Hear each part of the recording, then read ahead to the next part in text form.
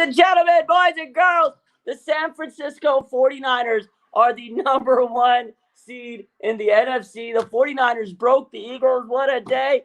49ers on top of the NFC. Thank you to the Cowboys. Yo, thank you to the Cowboys. I got to say thank you to them. They took care of business, and they did what we did. Nick Bosa was right. They put the blueprint out, and they did it, man. Cowboys took the blueprint. 49ers number one seed in the NFC. Woo! What a dub. Hey, 49ers lost 3 games in a row. Guess what? It doesn't matter because now the Eagles have 3 losses, and the 49ers were one of those victories. What a game. What a day, man. Cowboys 33-13 over Philadelphia Eagles. They cooked them up, man. We exposed them. Frauds. The 49ers really broke them, man. They broke them. God, man. But you know what?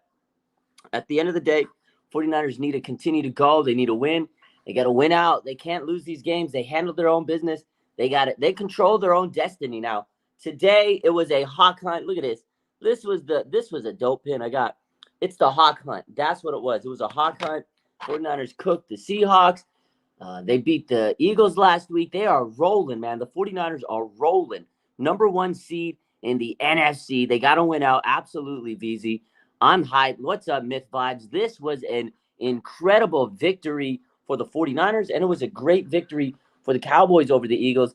And those two teams right now are the top 2 in the NFC. Cowboys, they're playing great football since the 49ers beat them. But remember, the 49ers put up 42 points on both of these teams. And I still think after tonight, Brock Purdy's the MVP. He has a win over those 2 teams, man. Roman says Christmas will be a stressful one. It is. It's going to be a very stressful game. It's going to be a very stressful Christmas. Man, how are we feeling tonight? Shout out to the faithful. What's up, man? Shout out to the chat. Make sure you hit that like button. What a day. What a game. Lo Jackson, number one seed in the NFL, right? I think so. Actually, the 49ers have the number one seed in the NFL. But, you know, we don't worry about the AFC right now. We got to handle the business in the NFC. But listen, man, what a game. Deebo Samuel has been playing at such a high level since he's come back. He's been one of the keys of why the 49ers have been playing such great football. You know, you got to give Deebo his credit. Brock Purdy, Christian McCaffrey, you know, Kittle and Ayuk. There's so many great players. This offensive line has played good. And the defense, man, we talked about it today. The defense has been absolutely just great. Nick Bosa's playing like Nick Bosa again. You know, the D-line has stepped up. Shout out to Javon Kinlaw, man. Randy Gregory, so many good players are stepping up, and the 49ers did a lot of good things over the last couple of weeks to make sure they had a strong roster.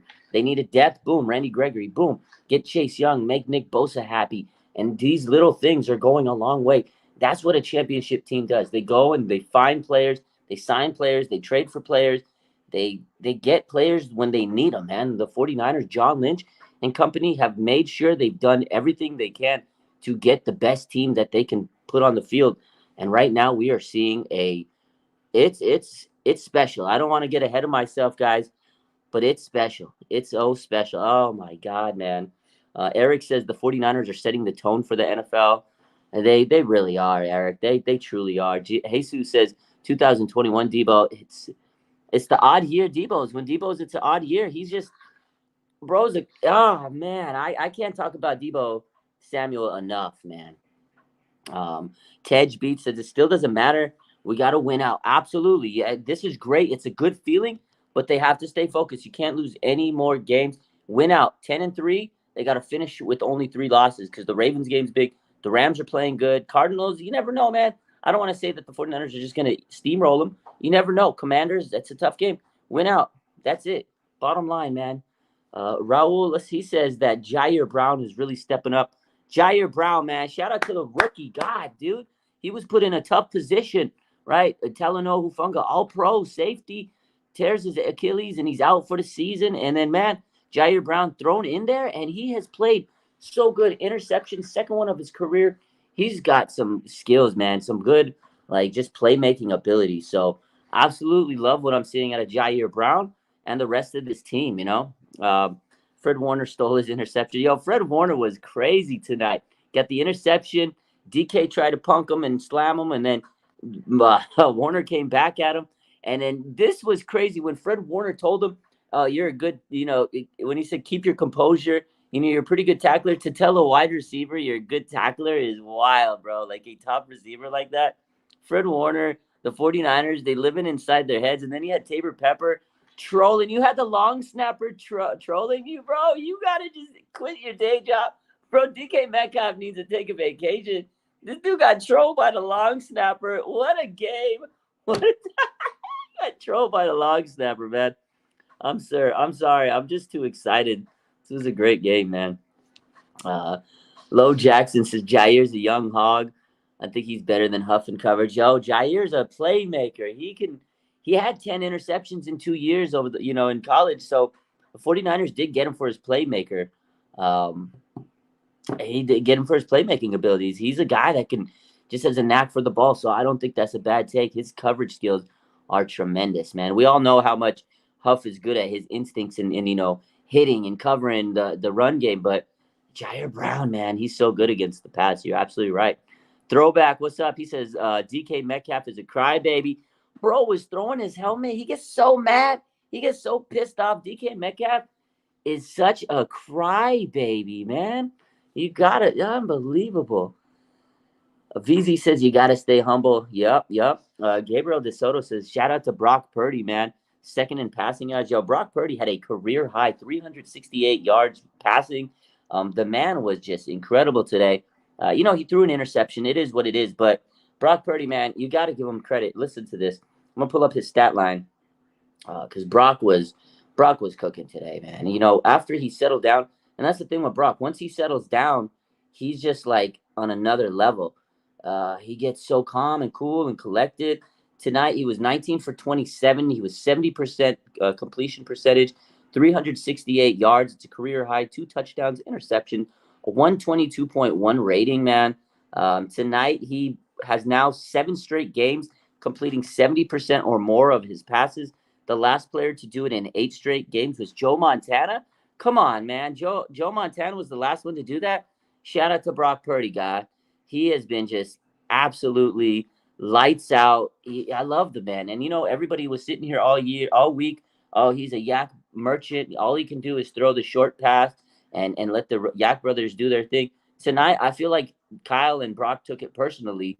Like, Jordan Meme took it personally. I think they did because they were stretching the field. They were throwing it deep. Debo Samuel, George Kittle, like he was cooking up with Ayuk. And Brock Purdy really was able to get the ball down the field. So I love it, man. We're seeing so much different variations of Brock. He can run the ball. He can throw on the run. He can improvise like that. He can throw it deep. He can throw it to his weapons, check down, whatever he has to do. Brock is cooking, man, and I love it. It was good to see Brock just cooking it out there. And, he makes the interception. It's very rare when he throws a pick, and everybody in the stadium was like, oh, he threw a pick. And then he just bounced back, and it's like he forgot. He just wipes it out of his mind. So good to see Brock shining like that. And shout out to the stars of this team. Brandon Ayuk, right? Let's talk Brandon Ayuk. Back-to-back seasons with 1,000 yards receiving.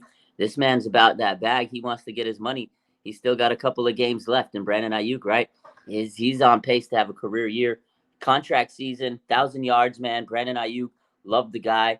The last receiver to get back-to-back seasons with 1,000 yards for the 49ers was Anquan Bolden in 2014. Come on, man. Anquan Bolden in 2014, almost a decade ago. Brandon Ayuk, man. I love this guy, just like I love Debo Samuel. The guy's just incredible. And you want to talk about, like, setting records and stuff like that. Debo, I got to give Debo so much credit. Like, he put this team on his backpack these last couple of weeks. 5 touchdowns in 2 weeks. This man has set an NFL record, not just a 49ers record, an NFL record. Debo Samuel has the most rushing touchdowns, guys, in NFL history for a wide receiver. No wide receiver has more rushing touchdowns than Debo Samuel. Come on, man. That is absolutely crazy. He's been in the league since 2019, and he already has a record. Like, come on. Debo Samuel, that's why he's paid the money he is getting paid. Like, he got incentives in his contract a couple years when he did his extension to, make sure he gets more money. Every time he gets 3 touchdowns rushing on the season, he gets an extra couple $1 million like that. was the incentive. This team knew how hard he works. And that's what Debo does, man. He's versatile. He does everything. He was returning kicks again. He catches the ball. He was breaking ankles, man. This guy is just so good. One of my favorite moments of this game was at the beginning when he's like out there and his son was there and he's like dancing with the son. And at the end of the game, they asked him, he goes, man, everything's for my son. I love Debo, man. He's just he's so cool, man. He's so good.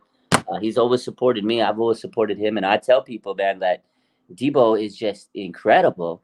And people always get down on him. And it's nice to see him kind of having a 2021 type season, man. It's fun to see Debo because when Debo's cooking, this offense is hard to stop, man. You know, Russell says Debo needs 241 yards to get 1K. Oh, can you imagine if they have two 1K yard receivers in a season? That's wild. The 49ers having two 1,000 yard receivers. Come on. Brock Purdy effect is nasty. And you can't forget CMC. He continues to lead the league in rushing yards, 1,000 yards. Easily he's over 1,000 yards. He had another game where he was over 100 yards. He didn't get a touchdown, but he still ran hard. The 72-yard touchdown set the tone off the gates. First place. Okay, Russell says 261. Okay, close though. He still has a chance to get 1,000 yards receiving. But yeah, CMC played really solid. You know, they were running the ball well. I mean, we all would have loved to see him get a touchdown, but that doesn't matter. He's helping the team win. 72-yard run right out the gates. That's crazy, man. And I love to see George Kittle get involved in the action. Man, it's good stuff. Showboat says, LFG, let's go. Julius says, the thing I love about the Niners that everyone plays important on this team, whether they're starting or not. It's an unselfish team. There's a lot of good players. There's a lot of role players. You know, you got players that step up when they need to. If there's somebody that's hurt, they step up. Like tonight was Javon Kinlaw's coming out party. These last 2 weeks, he's got, 2.5 sacks? This guy, Javon Kinlaw, man, he needs a lot of love. I want to give Javon Kinlaw a spotlight tonight because I'll tell you what, man, a lot of people have doubted Javon Kinlaw over the years, including myself, all of us.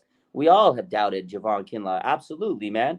He got hurt. He never really was able to, develop into what he was because of the injuries. They got rid of DeForest Buckner. Like, Javon Kinlaw has gotten so much hate over the years. Tonight, we got to lift this man up, give him his flowers. Tonight, he had 4 tackles, half a sack, a tackle for loss. In his last 2 games, he has 2.5 sacks and 7 tackles, man. Javon Kinlaw, man, you got to love it. I don't know if he's going to be on this team long term, but whatever he's doing, he's putting up good film on tape, and he's going to be able to continue to play in the NFL, regardless of whether it's Niners or not. And I love Javon, man, stepping up for his fallen mentor, Arik Armstead. And what about Javon coming out in the Armstead jersey today, man? Like, you just see how much of a tight-knit team this is, like how much they mean for each other. They're brothers, and God, man, that was cool. That was a good gesture by Kinlaw, and I'm happy to see him play. Like I said, players step up. Randy Gregory has been a good addition to this team. Everybody talks about Chase, and I think Chase has been great. I love Chase Young, a great addition to this team. Him and Randy Gregory, though, has been forgotten, and he's been playing good. This whole defensive line rotation has just been awesome, for lack of better words.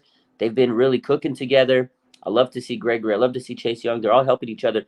And those two guys have helped Nick Bosa become Nick Bosa, man. He's getting just all over the place with, the pressures on this defensive line. And he's even playing inside, man. They got Nick Bosa playing inside, outside. Like, he's finally having fun out there.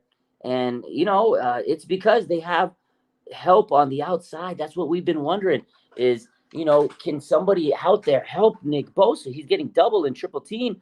And today, it was just another example of Nick Bosa. Now that he has help, he can go and be Nick Bosa. He had 6 tackles today, a sack and a half, and one of them was combined with Kinlaw. So he didn't get 2 sacks. It was a combined sack. But at 1.5 sacks, man, he has been on a tear. Since the Jacksonville game, look, he had a sack and a half against Jacksonville. He had a sack and a half against Tampa Bay.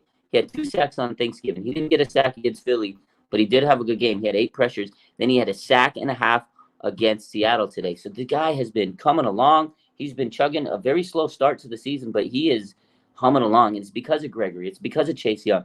It's because all of these guys on the D-line are finally been able to help him out and giving him the help he needs, man. He's not getting double and triple team. So I love it, man. I love seeing Nick Bosa be a Nick Bosa. So his team is just a complimentary team. You guys are right. So Raul says, any update on Ward? There's no updates right now. He left the game with a groin injury. We'll have updates tomorrow. But the 49ers, breaking news, guys. The breaking news of the day was the 49ers signed Jason Verrett to the practice squad. So if Mooney Ward's banged up and he can't play, look for Jason Verrett to get thrown into the roster, you know? The secondary has played very good. We need Mooney Ward for the stretch run. I hope that he's able to come back. It is against the Arizona game this week. I don't want to like throw this out there that, you know, rest these players. But hey, if Mooney Ward can't go, this is the one game where you can rest players, because after that, it's Christmas against the Ravens, man. And that's a tough one. We need Armstead. We need Mord. We need all these guys. So this week, you know, maybe you move some guys around. You move Womack into the lineup, you know, Oliver, let them kind of rotate for Mooney Ward, and maybe Jason Verrett gets called up from the practice squad. So we'll see what happens. 49ers have depth, man, and it's good to see, you know, that they have all this great talent and players that can step up. But I would love to see Jason Verrett get some action. I don't know how much he can play, but he's a leader. He's a captain. You saw the team was happy to see him. He was back in the locker room after the game, dapping him up. It's just cool, man. This team, regardless of what's, you know, the record, regardless of what week it is, they're continuing to improve their roster. Jason Verrett was awesome, man. He's a guy that's fought adversity, and even if he doesn't play, the players love him, and he's like a leader, you know, a captain on this team. So cool to see Jason Verrett back with the squad, man. But we'll see what happens with Mooney Ward. Hopefully he's okay. You know, we'll see what happens. Low Jack says, I'd rather play Womack than Verrett. Yeah, me too. He's younger. He's healthy. But I just want to see Verrett on the roster. And for depth, you never know. You just never know. But it's nice to see that Verrett's back on the team. And the 49ers know they needed depth for this team. No matter what happens moving forward, they go get another guy that can be on the roster in case. You never know what's going to happen. Ward can be dealing with this groin injury. So, man, what a day, huh? Who else needs a shout out, right? Javon Kinlaw played great. Jair Brown was good. Fred Warner, you know, he got in the face of DK. They made him mad. How about Diamondre Lenore, guys? Diamondre Lenore is playing phenomenal at cornerback. I say it every week. Diamondre Lenore is a great cornerback. Just doesn't get respect. And, you know, a couple weeks ago, they moved him into the slot. A little bit of an adjustment, but ever since he kind of got his feet wet and settled in at that nickel spot, man, he has been playing exceptional cornerback, man. He's been playing great. Lockdown Lenore, that's my guy. I love Lenore. He's tough. I love him. I love his energy.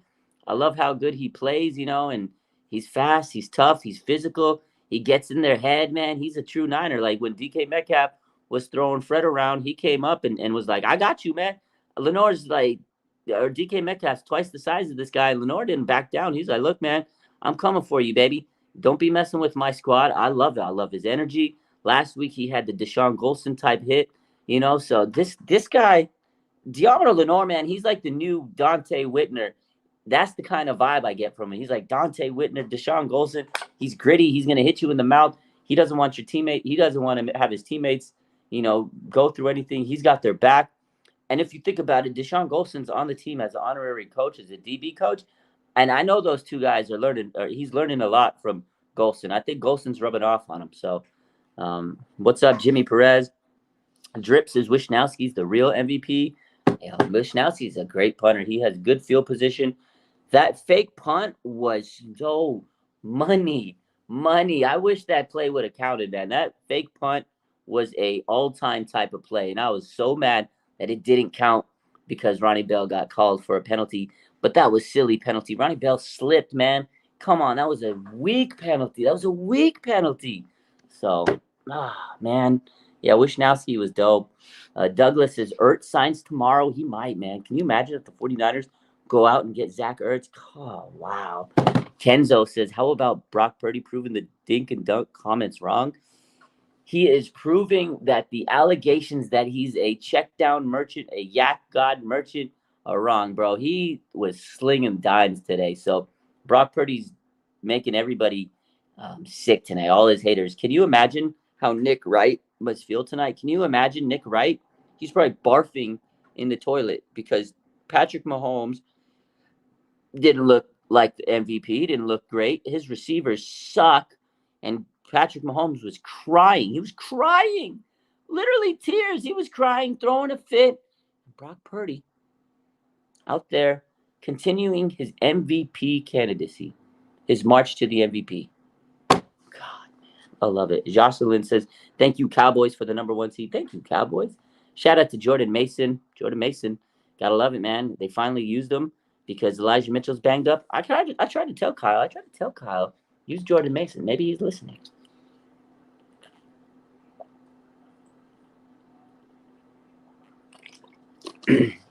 Yeah, Nick Wright is so annoying. He's a Purdy hater. He's gonna sound stupid tomorrow because Patrick Mahomes got cooked, and his wife Brittany was crying. Oh, the refs, the refs, the refs. Yo, play good. Stop crying. 49ers on top. NFC number 1 seed. I love it, man. Greedy Greg says, now's our time, and everybody needs to support our team no matter what. Absolutely. We got to get this done. Got to get some dubs. We got to keep focusing. Again, I love that we're number 1 seed, but the season doesn't end today, guys. They got to keep pushing. So they got to keep pushing. Keep pushing, man. This was a phenomenal day. 49ers on top of the world right now. Oh, unbelievable. But hey, don't look now. The Dallas Cowboys are pretty good too. So that rematch might be on, right? The rematch might be coming. So we'll see. Taylor Swift cursed the Chiefs. Ted beats the Chiefs finally getting exposed. It looks like they might be getting exposed. The low key are getting exposed, huh? And the Cowboys, they used the blueprint that the 49ers gave them, So, NFC standings. I got to look at this. It looks great to see that the 49ers are number 1. Sheesh, man. Jake said MVP Dak. I say BS MVP Purdy. Christine says, you know what? It's going to come down to Dak and Purdy now. It really is, because Dak Prescott, he played impressive tonight, win over Philly, but it was in Dallas. See, that's the thing, because Dallas has a great record against Philly in Dallas. So it was a home game. The thing about the 49ers beating Philly, it was in Philadelphia, man. That, to me, sticks out better. Brock Purdy goes into Philadelphia and gets the win. That, to me, shows me that he should be the MVP. And he has a head-to-head, win over Dak Prescott. He, not just him, the 49ers beat Dallas Cowboys. Dak Prescott, the Cowboys. Brock Purdy and the 49ers beat the Eagles. So if you look at it head to head, he's beat them both. And Brock Purdy walked into Philadelphia and left with the dub, man. Gotta love it, man. Susan says the media loves Dak. Yeah, they do. They're Dallas fans. The media loves Dallas. So it sucks. There's a lot of bias. You're right. I hate it, but you're absolutely right. So you are right.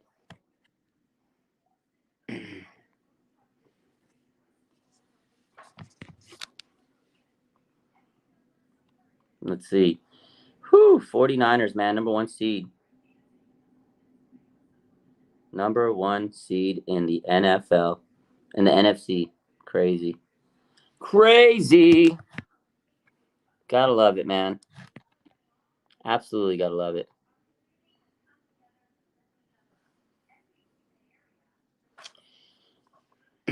Dallas schedule's about to get tough. Yeah, Christine says it's a great day to be a Niner.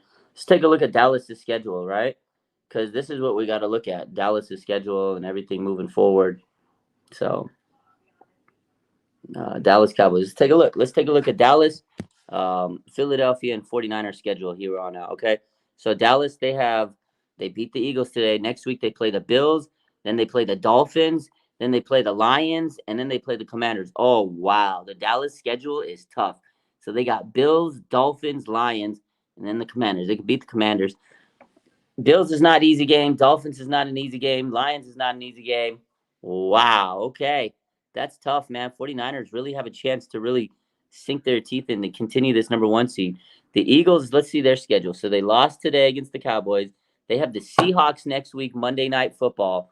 That's a tough game. And then they got the Giants, the Cardinals, and the Giants. So there's 3 games right there that are very winnable. Seahawks definitely going to be playing not to lose. They're going to be playing that game because they've lost, 4 in a row now? Pete Carroll. So Seahawks, this is, if they don't win this game, their season's pretty much over. So That's going to be a big game. Eagles, Seahawks in Seattle. And then you got the Giants, the Cardinals, and the Giants again. So Eagles kind of finish out easy, but next week will be tough for them against the Seahawks. You can't take anything away from them. The 49ers schedule remaining. Let's take a look at their remaining schedule. As we know, next week we'll be playing Arizona. Pull up all the games here moving forward. The 49ers will be playing, well, I know it, but I just want to make sure we get it right. Let's see. What's going on here? Okay, yeah, sorry. So the 49ers are going to be playing the Cardinals, the Ravens, the Commanders, and the Rams. So they got the Cardinals. Should be able to win that, but can't guarantee it. Then the Ravens, that's a tough game, Christmas game. And then New Year's Eve against the Commanders in Washington. That game seems kind of ominous. I don't know. That's a weird game. You can't guarantee it. On the road, after the Ravens, New Year's Eve. That's just a weird game, it seems. Early game. And then they finish the season against the Rams. So yeah, 49ers got to win out too. It's a weird schedule. It's one game at a time. You're absolutely right. So man, oh man, this is going to be a fun time. 49ers, and they definitely can clinch. They can clinch it up. So I got to love it, man. God, geez, dude. I don't know. I'm excited for this team though. Excited for the 49ers and what's to come. I'm excited for what's to come. The Commanders push the Eagles. The Commanders they're an interesting team. Like they got some good stuff going, but they're not a complete team. You know what I mean? They're a team that sometimes I'm like, oh, wow, okay. And then sometimes like, oh, wow, they're terrible. But it's just a weird team, man. So we'll see. 1 week at a time. Before we focus on those teams, Niners got to handle business this week against Arizona. It's not going to be an easy game, right? Hopefully no injuries continue to keep moving, and the 49ers could continue to move with no injuries. Big time says Lamar Jackson is prone to turnovers. Niners got to capitalize on that. Ravens are playing tough football, but you're right. No matter what the situation is, the 49ers have to handle business and limit turnovers. So, depressed Niners fan says Washington is known for breaking records. In that case, for 3-0 against the NFC East, might be a trap game. Could be. Chase Young, revenge game, says Big Time. Chase Young, revenge game against the Commanders. Oh, you guys are hyping me up for this Commanders game. We still got 2 games before that, guys. We still got the Cardinals and the Ravens, but fun stuff, man. Again, great game. 49ers, Brock Purdy, man. Just doing amazing things. Deebo Samuel. I can't talk about a Deebo enough, man. That's my guy. I mean, if there's a player that I've loved over the years, it's Deebo, man. You know how much we love this guy, Deebo Samuel. I feel like every week I'm sitting here talking to you guys, I have Deebo's jersey in my hands or over my shoulder, like a championship belt. That's the guy, man. He's just so important to this team. And a guy that's not getting enough credit but should, Trent Williams, man, because when he was out for those weeks, it was struggle. That is also an MVP of this team. Trent Williams, man, he is so good. Just watching when you watch live and you see him carving the holes, it's like, oh man, I don't know what we're gonna do without this guy. So, I love it. I love this team. They got so many great players. O-line played good. Again, defensive line played good. Javon Kinlaw, man, give him every single flower in the world. Give him a rose, give him a violet, give him everything, man. Give him a daisy, give him all the flowers. He deserves it. Jair Brown stepped up. Fred Warner handled business, and he took care of DK Metcalf and got him ejected. Shout out to the secondary stepping up. Steve Wilkes, man, he's made a huge adjustment since he got moved to the sideline. His communication's great. He moved Oliver, and he's really stepped up his coaching, and everything's working good for the 49ers, man. Kittle, Big Time says Kittle's become underrated. Honestly, it's kind of crazy, right? It's kind of crazy that Kittle gets lost in this off. He had 76 yards today and a nice touchdown, but nobody talked about Kittle because we forgot about him. You guys are right. But George Kittle, man, is tremendous, absolutely tremendous. This guy's out there having a resurgence. Since Brock Purdy became the quarterback, like George Kittle is the best tight end in the NFL. Travis Kelce's not putting up the numbers that that Kittle's doing, man. I'm just saying, like, ever since Brock Purdy took over, George Kittle's touchdown numbers have skyrocketed. That's the one thing everybody kept saying, like, oh, George Kittle doesn't score touchdowns. He's great. He gets this. He gets that. He's good at blocking. George Kittle's touchdown numbers are through the roof now, man. I love it. So, yeah, shout out to him. Christian McCaffrey. It's kind of crazy when you think that Christian McCaffrey ran for over 100 yards, And it was a quiet day for him because he didn't score a touchdown. Like, I haven't heard many people talking about Christian McCaffrey today. He had over 100 yards rushing, man. That's how good this team is. Number 1 seed, guys. Did I make it to Travis King's video? It was too early.